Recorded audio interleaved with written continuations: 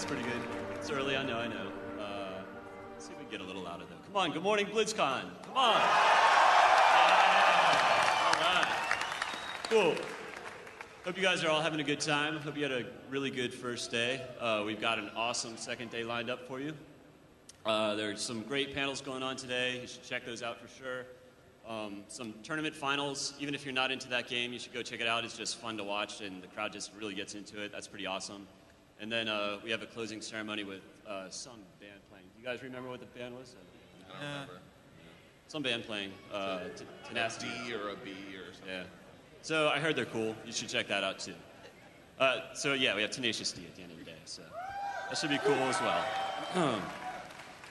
Hopefully you guys are here to see how we make cinematics, because that's what we're going to talk about. Specifically, the cinematics for Cataclysm. Before we do that, I'd like to introduce the panel that we have today.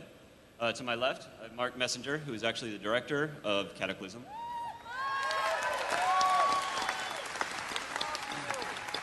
This is Mark's Blizzard director debut. He was originally a storyboard artist for us, and we needed a new director. I used to direct a lot of the WoW pieces, and I moved over to StarCraft 2, so we pulled Mark in, and then he kicked ass, I thought. So. Next we have Seth Thompson. He's our environment modeling supervisor. Morning. Fun fact about Seth is I've known him for many, many years. He and I went to college together, and the first time we met, he offered to dance the robot for me. He was a little bit intoxicated, but it was awesome. A little bit later. We'll do that. All right, next we have... Question and answer time. We'll do that. Maybe at the Q&A, you might be able to convince him. Next we have Mike Kelleher. He's our visual effects supervisor.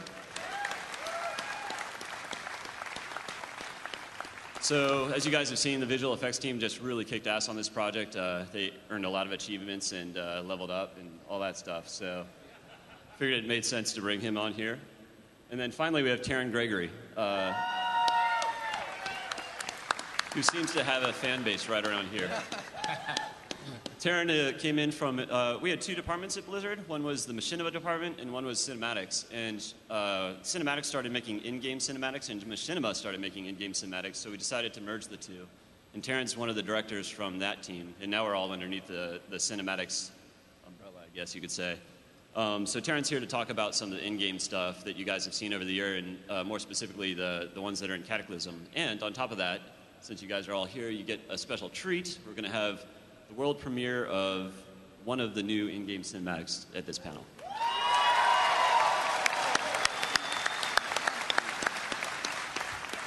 And then myself, I'm Jeff Chamberlain. I've directed a few of the pieces that you're familiar with, but I'm really just going to hand it off to these guys. So, you want to take it away, Mark?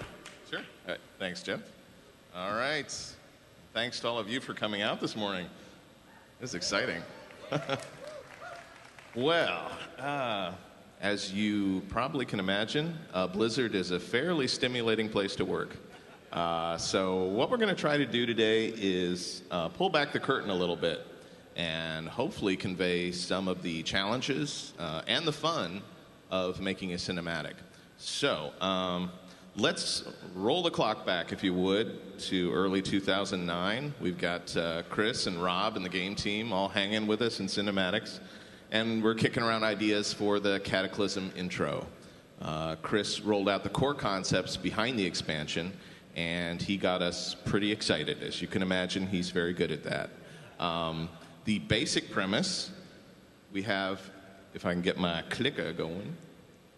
There we go. We have this very intense black dragon holed up in a very dark place, and he's stewing in a blind rage until that anger reaches flashpoint, and he's got to bring the pain to the world of Azeroth. And the destruction that he unleashes reshapes the world, right? Now, one of the first questions that we always have to deal with when we start a WoW intro is, are we going to do a montage or not?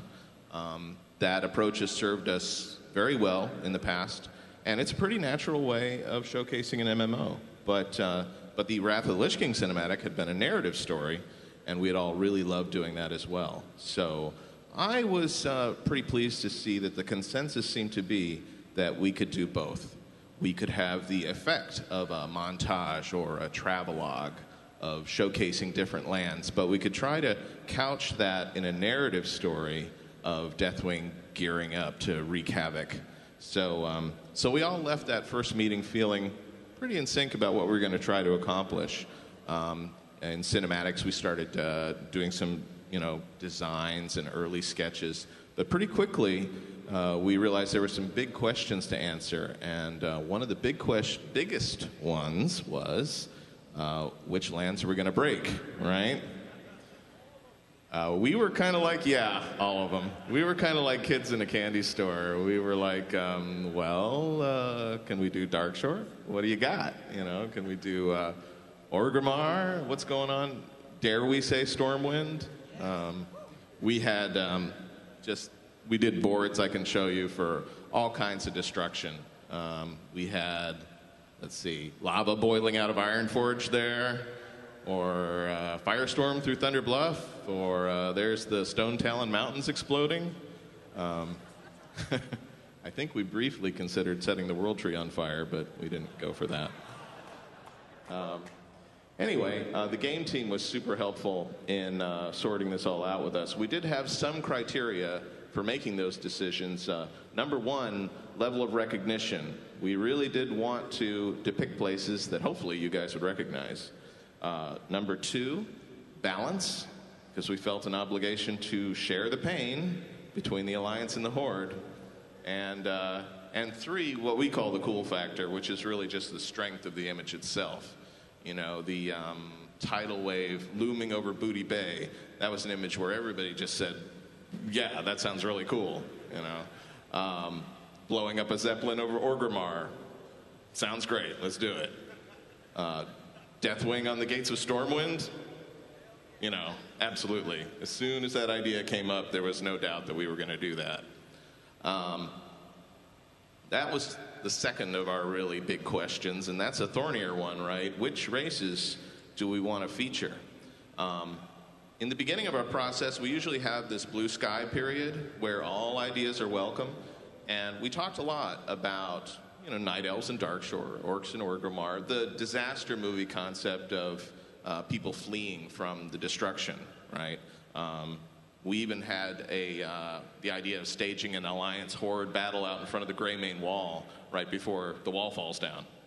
But what we kept coming back to was that this is really Deathwing's story. This is Deathwing versus the world, essentially. And ultimately, that's the path that we chose to follow. We did, however, there's Deathwing, about ready to destroy the world. But we did, however, really want to show the new playable races, the Goblins and the Worgen. The image of the Goblins evacuating their erupting island just sounded, so mournful and visually rich, with the boats all steaming away. And I'm personally a big werewolf movie fan, so for me, the idea of Worgen streaming out of the Greymane Wall was very appealing. And you can see these storyboards here show how we plan to make those introductions. So why didn't we, right? Well, we usually cast a pretty wide net story-wise at first, and then we go back in and we prune and we refine. And what we kept asking ourselves was, what is essential? What is key? Deathwing devastates Azeroth. Got to have that, right?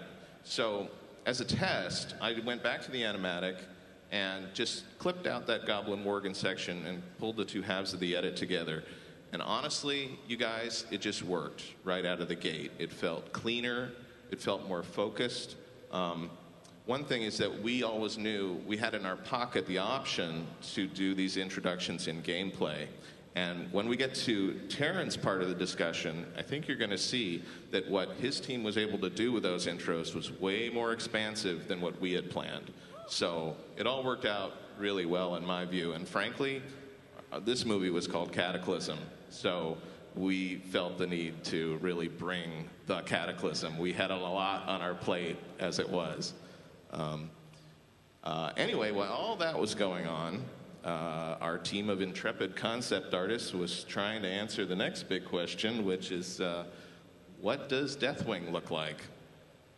Now, Deathwing had been pretty well established in lore, of course, the novels, but he'd never actually been depicted visually in that much detail. I mean, everybody knows the little thumbnail and some of the cool Chris Metzen drawings, but to have a really comprehensively epic design for Deathwing, that was one of our top priorities.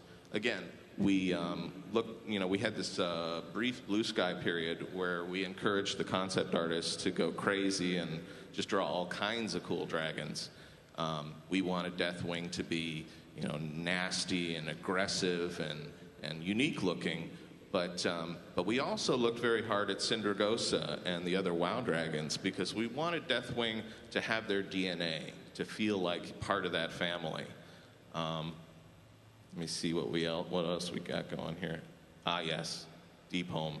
Cinematics was also encouraged to take point on developing the look of Deathwing's lair in Deep Home, since that portion of the game was still in the early stages of development.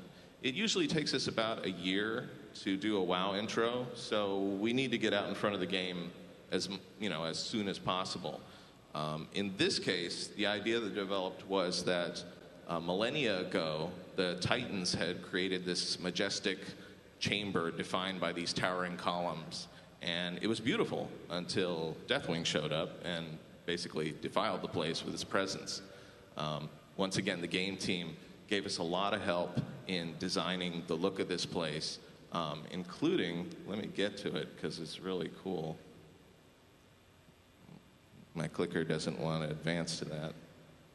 Maybe the secret clicker could help. Isn't that a cool one, by the way? There we go. There we go. We also have creative development. There we go. There we go. We got these designs actually from the game team itself. And beautiful designs for the cranes and the battering rams that are used to hammer plates into Deathwing's skin. Speaking of Deathwing, let me see if I can get this next one up here. I want to show you this cool concept that came from creative development. This guy represented something of a turning point for us. You can see certain details which made it into the final design, but what this guy really represented for us was an attitude. This guy here, he just looks tough and battle-scarred and kind of crazy. So this gave us something of a compass heading to steer by. We were also really excited about this idea that Deathwing's rage manifests itself literally as this boiling lava inside him. He is the Earth Warder, so like the Earth itself, he's full of the stuff. And he actually needs these metal sutures or plates to hold that molten fury in and contain it. This design here is an example of that concept. Everything was going pretty well, but we were still looking for something else, something signature that would set Deathwing apart from the other dragons. Now, over the course of the Warcraft saga, Deathwing's armor has been retrofitted and replenished numerous times. So for this incarnation, we thought about doing something with the jaw. And initially, we went back to this guy here and just started cribbing metal jaws onto it. It was kind of like, well, okay, that's kind of cool. What if we just made it bigger? And so we just kept making the jaw bigger. Until we got to this point and decided, okay, let's show it to the game team. And the immediate reaction was, oh yeah, that's him. That's our guy. Now, there was still a ton more design work to do. I mean, check out all these variations. We were looking for just the right silhouette, the right combination of body style, wing height, neck length. But for me personally, that moment when we saw Deathwing's face in that meeting, that was very, very cool. Design is cool. It's super fun. But as these guys will attest to, it's only the beginning of the process, right?